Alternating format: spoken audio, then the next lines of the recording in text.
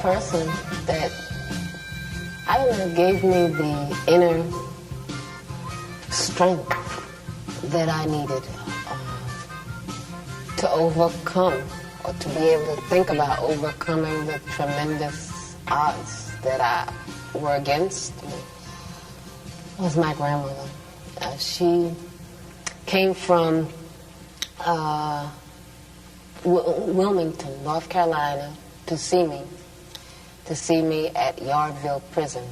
I was in that prison. I was put in a maximum security unit, in a cell with 2 guards in front of the cell 24 hours a day, and a cell between 2 gun towers that could train their guns directly on the cell. I was told that I was in the Yardville unit for women, even though I was the only woman, and they tried to keep me there for the rest of my life. My grandmother came to visit me there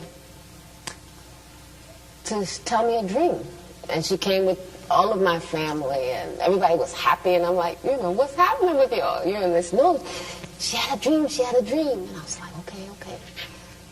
And so my grandmother's dream was that she was dressing me, that she was in an old house that she lived in when she lived in New York still, and she was putting clothes on me. I said, is that the dream? She said, that's the dream. And I said, well, was I little or big? She said, no, you were big. So I said, oh my God, the only time people dress anybody when they're grown is when they're dead. And so she said, no, I know what you're thinking, no. What this dream means is that you are going to leave this prison. I don't know when, but it's going to be much less time than you've already spent here. And, I didn't understand the dream, to be honest. It didn't make any sense to me. What does this have and wearing clothes have to do with getting out of prison? But my grandmother has always had dreams, and her dreams have always come true. I don't know how my mother walked her trouble down. I don't know how my father stood his ground.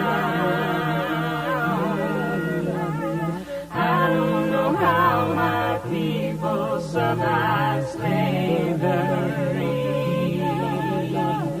I do remember, that's why I believe. I don't know why the rivers overflow their banks. I don't know why the snow falls and covers the ground. I don't know why the hurricane sweeps through the land every now and then.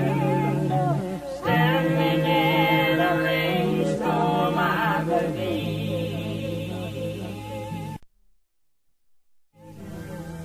Many people say that injustice and hunger are walking freely all over the universe, and that nature is seeking a response.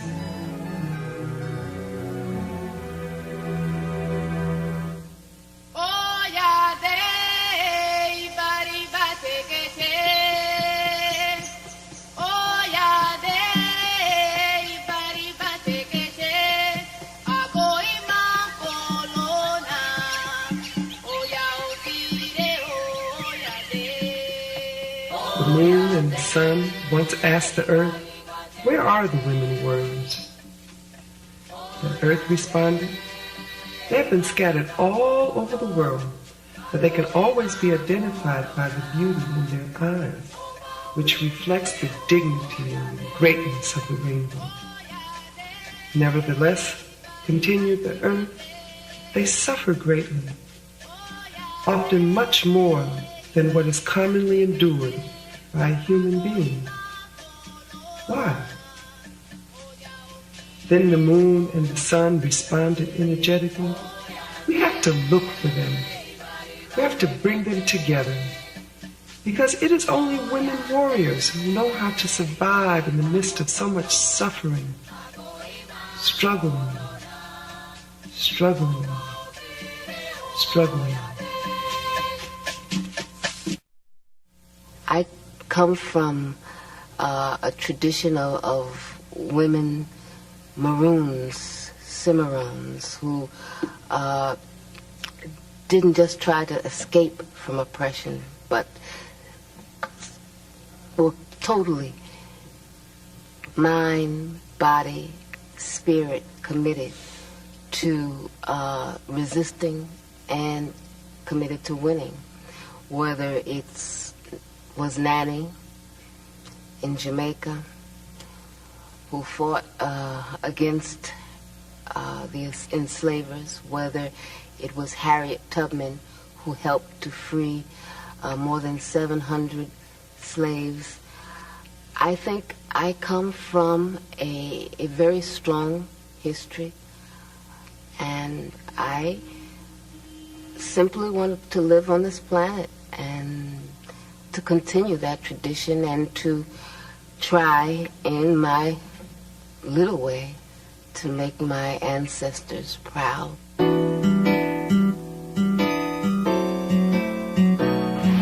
I want to live in a country where freedom means something.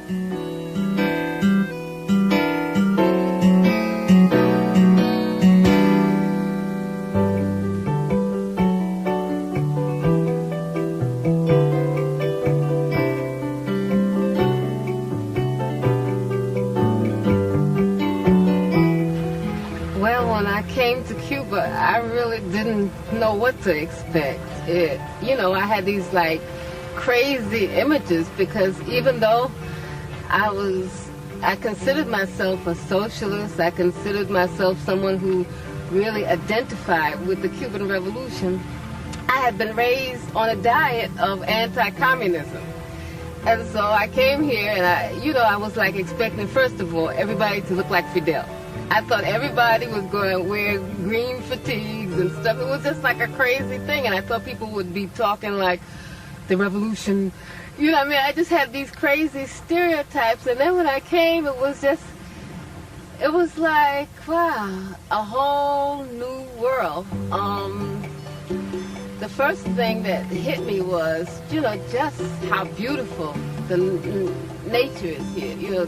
Whether it's the sea, whether it's the plants. This is one of the most beautiful places I've ever seen in my life. Everything is so lush, so green, so ripe. And, just the climate made me immediately feel at home. I was very much impressed by the healthcare system, by the education system, by the sports teams, by all of the many things that the revolution has been able to accomplish. What has impressed me most has been how people live, just how people relate to each other. I mean, I come from a society that is literally at war with itself. I didn't even know how to react to people when I came here. People would just come off the street and start talking to me, and I would immediately get paranoid. What do they want? It was very difficult for me to realize, somebody would say, what time is it? Or where did you buy that? Because Cubans will come up to you and just talk to you, whether you were in a store or on a line, and that was something very different, that human contact.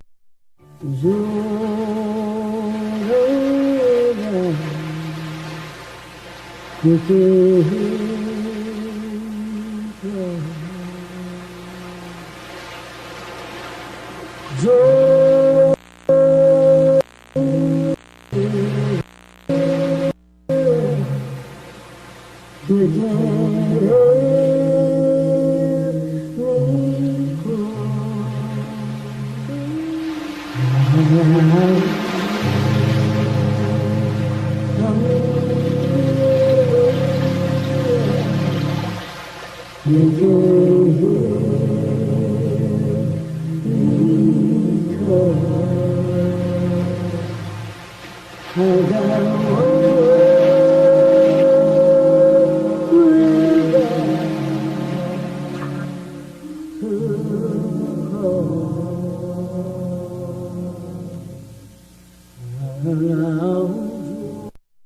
was born in 1947 in New York City.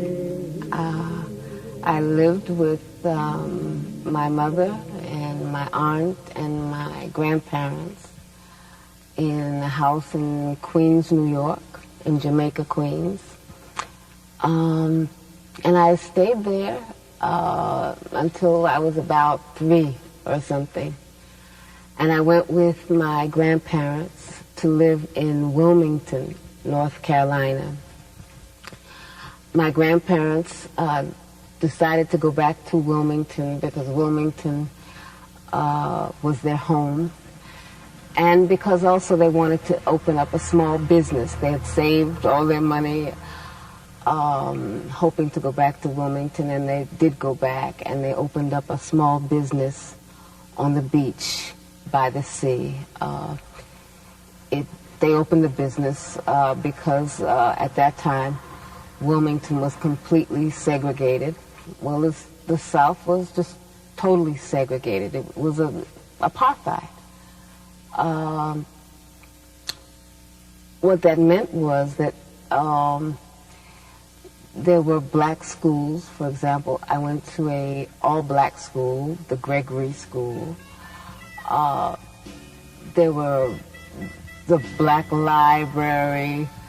You know, we grew up with that kind of reality of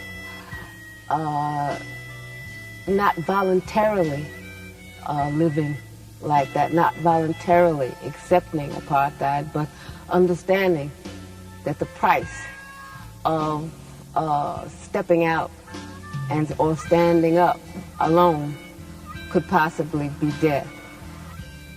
From slavery, the idea of a political prisoner started. We were political prisoners brought here from Africa. We were political prisoners in the,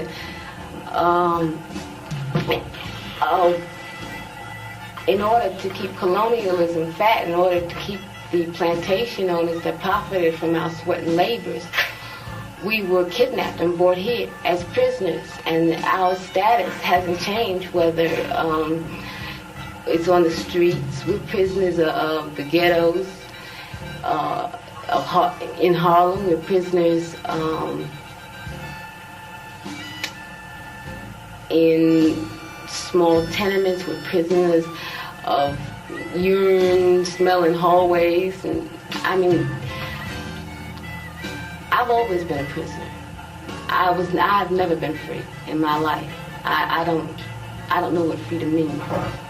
Sitting in this place on this plantation, you know, you think back to what those slaves had to deal with, and that probably the only beauty that they saw was the human beauty between them and the beauty of the sky and of the trees and of the grass.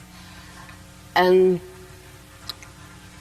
I think that probably helped them to survive, to stay alive internally, spiritually. Growing up, you know, by the sea and seeing the beauty of this planet, it was hard not to really have a profound respect for this planet, for nature.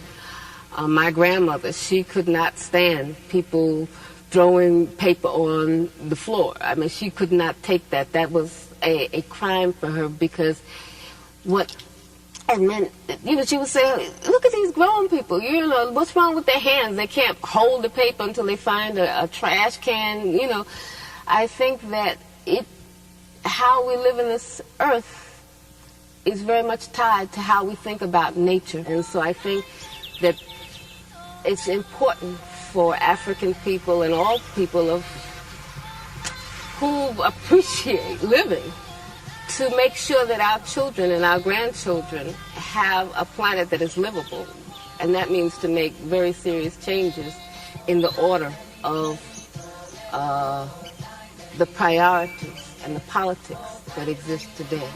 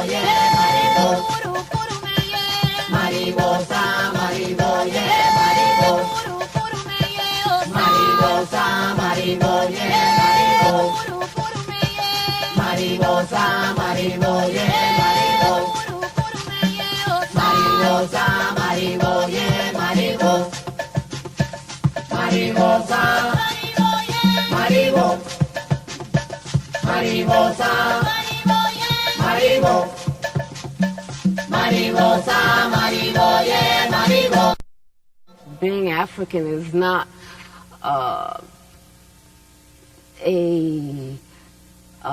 matter of race. It's a matter of a history, of a culture, of a struggle of a people. And the important thing is to be able to remember that, not to be disassociated from that, not to be torn from that, to carry that on into the future and to carry that on in changing the future.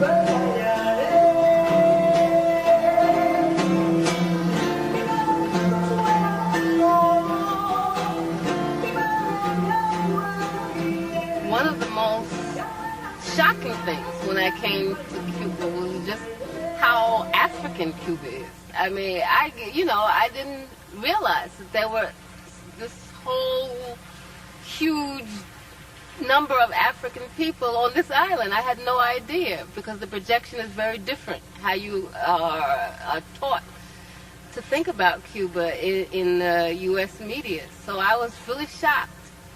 And then I began to be exposed to the culture, and the culture is so rich, whether it's in dance, whether it's music. It's so African. There's the rhythm, there's the drums,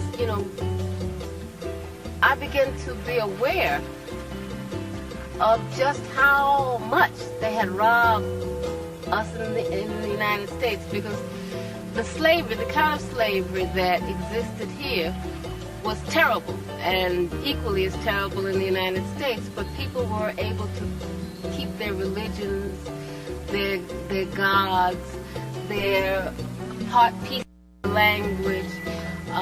They were able to maintain dances, rituals that were directly from Africa. And for the first time in my life, I became acquainted with the Orishas, with Yemaya, Shango, Obatala, and I felt like, wow, I was reclaiming just another piece that was stolen from us.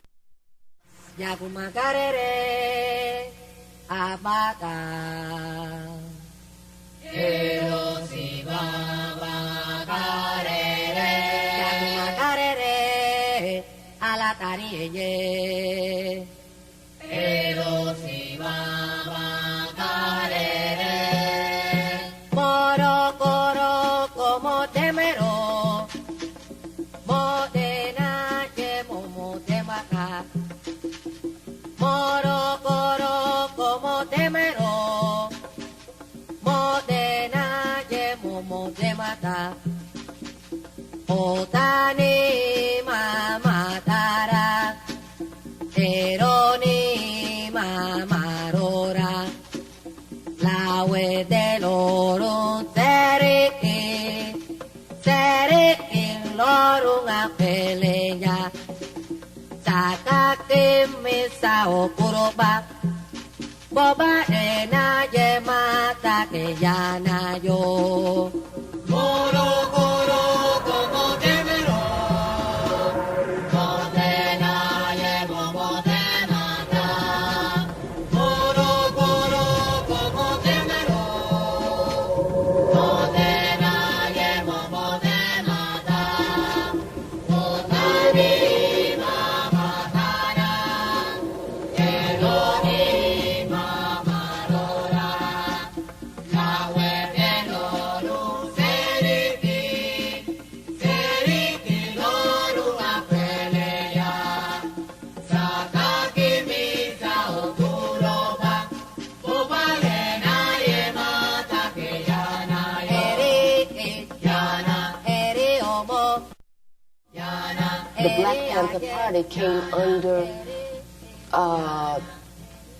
the guns of the FBI, as did all of the Black Liberation Movement. It didn't matter what positions you took. It mattered that people related to those positions, that people understood what you were saying, that people supported you. And I think that when J. Edgar Hoover and those who control the United States government understood how many young people looked to the party for leadership, how many young people were inspired by the Black Panther Party, how many young people supported the activities of the Black Panther Party. And it was, people, just ordinary street people, working people, mothers, grandmothers who would come to the office and bring clothes, come to the office and make donations. So the government just perceived us as a threat because they understood that we were serious, they understood we were telling the truth, and they understood also that we were becoming a much more sophisticated opposition. We were not just the piece of pie opposition, but that we wanted a real structural change in the United States. And so we took very clear positions. We opposed the United States government intervention in Vietnam. We opposed the blockade against Cuba and all of the other U.S. policies that were hostile to the Cuban Revolution. We opposed the United States policies of supporting apartheid in South Africa. We opposed all of the U.S. government's imperialist policies against all progressive people's struggles. By the 1960s, the late end of the 1960s, the black liberation movement became the main target of the counterintelligence program. And what they did was to try to neutralize all of our leaders, to prevent young people from coming together and uniting. And so what they did is try to pit organization against organization. They tried to pit leaders in the same organizations against each other. In New York, where I was, what they did was they arrested in, I think it was 1967, 1968, I'm not very clear on the date, or don't remember it at this moment. They arrested on charges of conspiracy 21 of our most effective activists, of our most effective leaders. As a movement, have to concentrate a lot of our energies on trying to liberate our imprisoned comrades. Even though they were given bail, the bail was $100,000 apiece. And only a few of them we were able to bail out.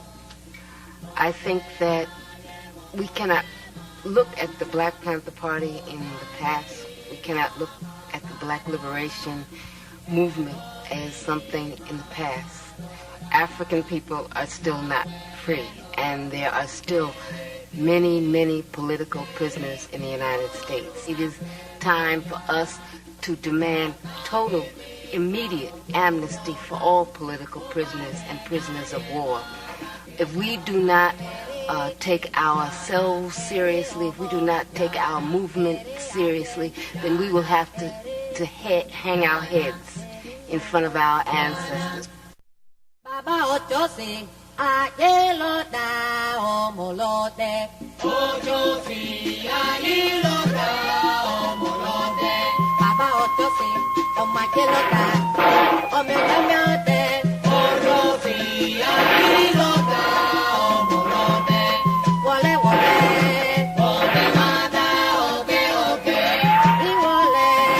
Ode mada, oge, oge. Wole, wole.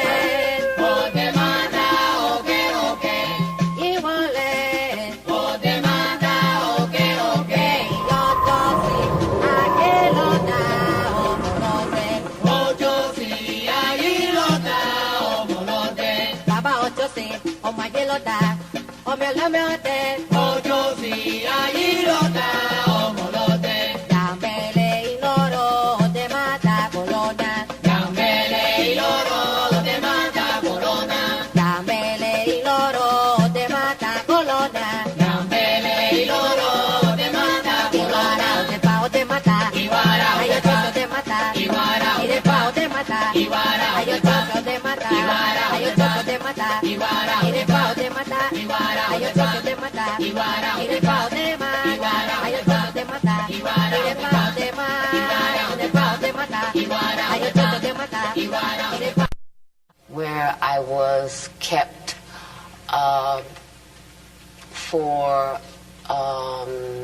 in a room, isolated for something like 4 or 5 days. I was beaten, tortured. It was a hellish experience. No one was permitted to see me. My aunt, who is also my lawyer, Evelyn Williams, had to get a court order for her and my mother and my sister to come and see me. I was in prison altogether 6.5 years. I spent more than 2.5 years in solitary confinement. Much of that was in men's prisons. In other words, I was the only woman.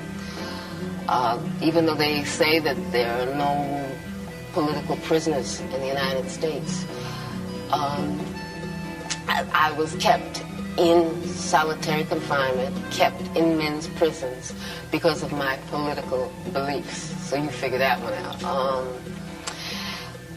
what it was prison. Prison was hell.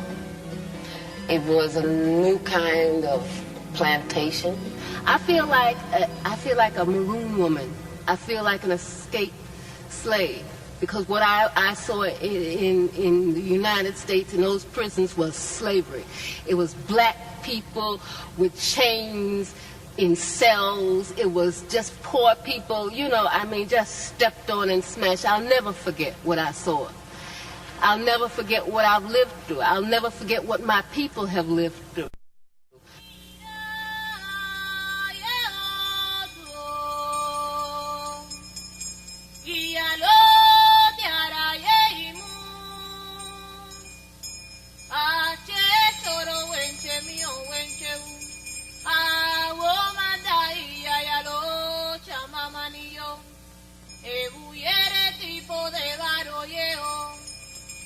Bona de cuna cuere piosu, movilori, movilora, ogamba eche, aramono yepa.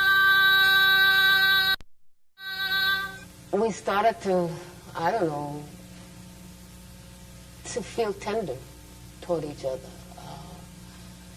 We started to feel an attraction, to feel like human beings again, I guess is the word for it. And the subject of sex came up, and we thought about it, and we talked about it. And it was really heavy. It was a heavy, heavy thing, because, I didn't know how to feel.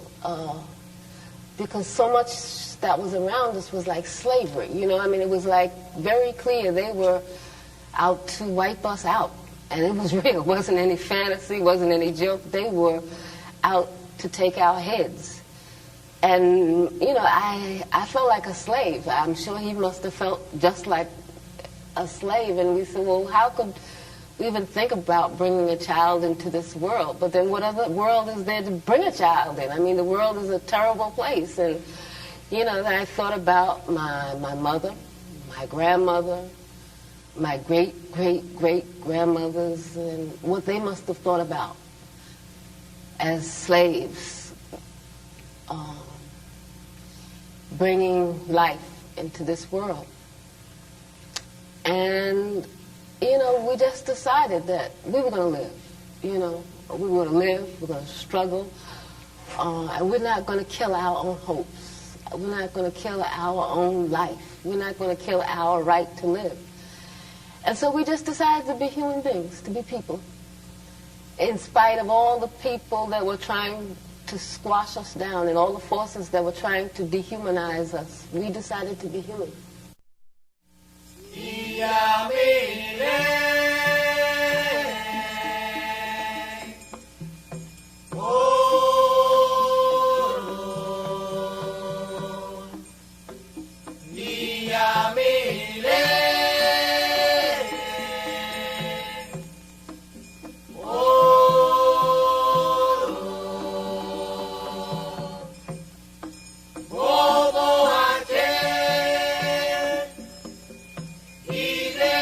Sara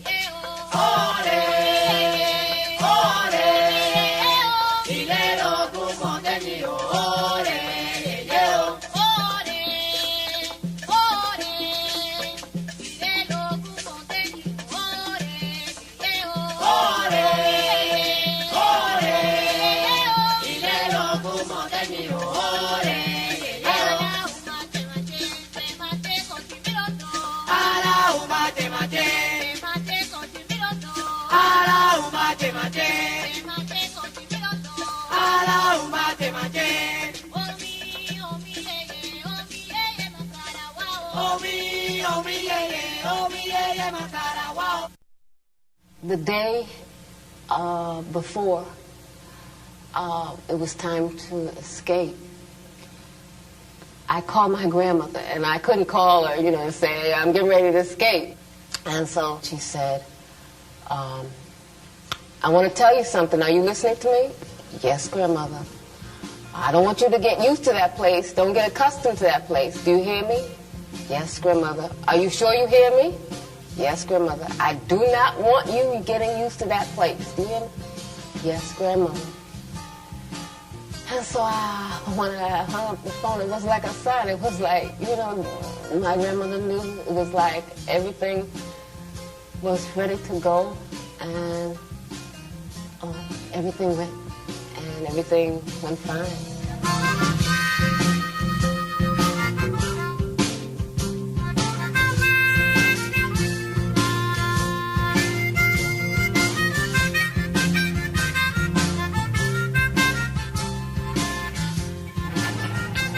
I think that the only way that we're going to realize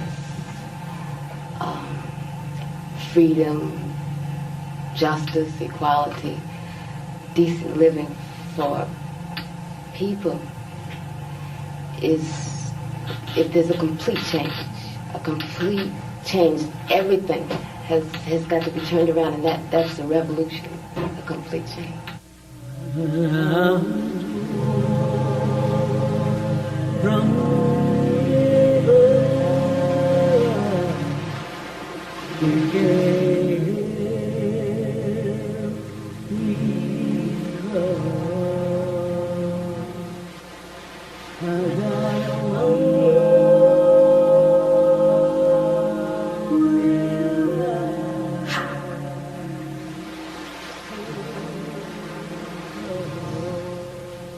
Separation has been very hard on my family.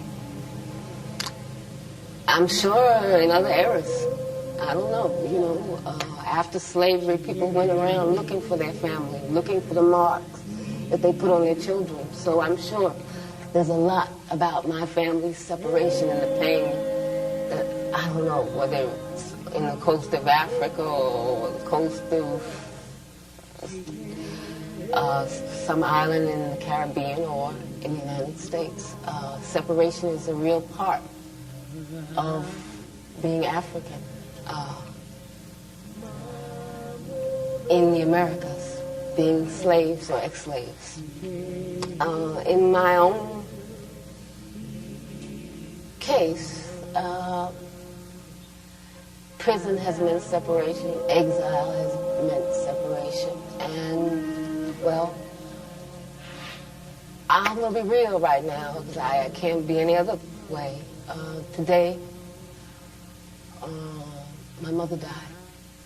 And I didn't know if I could do this, but since I didn't have anything else to do, and I figured this was the best homage I could pay to my mother, is to try to carry on her tradition, what she passed down to me, what my grandmother passed down to her, and what their foremothers passed down to them. I hope that I can live up to my mother's example, and I hope I can live up to my ancestors' expectation of me, because I really believe that I have a duty to all those who have come before me, to all those who lie at the bottom of the ocean, to all those who lost their lives, whether it's in the cane fields or the cotton fields or, hanging off some tree, to continue this struggle and to continue to love and to continue to believe and to continue to try to be human to be giving, to be loving.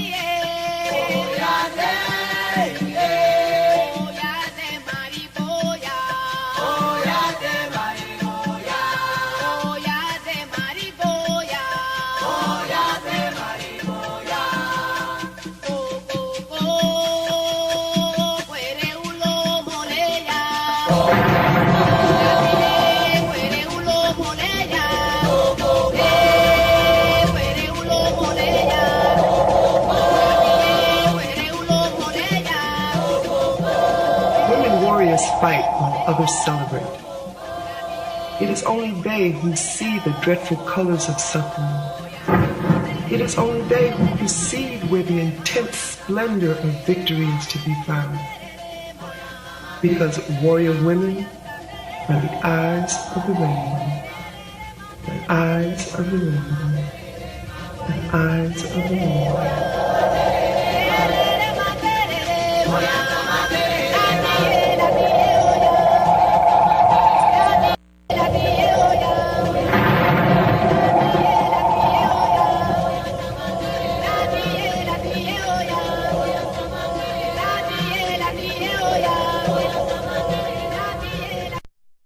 My name is Assata Shakur. Assata means she who struggles.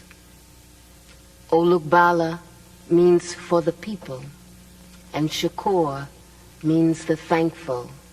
It is a name that I took to carry on the name of Zaid Malik Shakur in honor of his family and in honor of the forces of beauty and good on this earth, which I'm very grateful for. That is my name.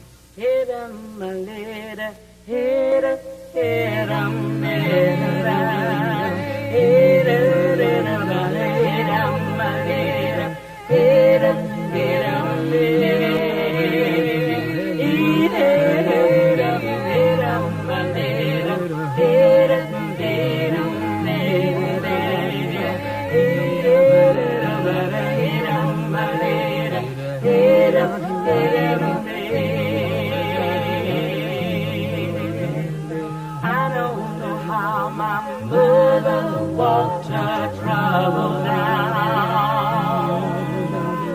I don't know how my father stood his ground. I don't know how my people survived slavery. I do remember, that's why I believe. I don't know why the rivers overflow their banks. I don't know why the snow falls and covers the ground. I don't know why the hurricane sweeps through the land every now and then. Standing in a rainstorm, I believe. I don't know why the angels woke me up in the morning too.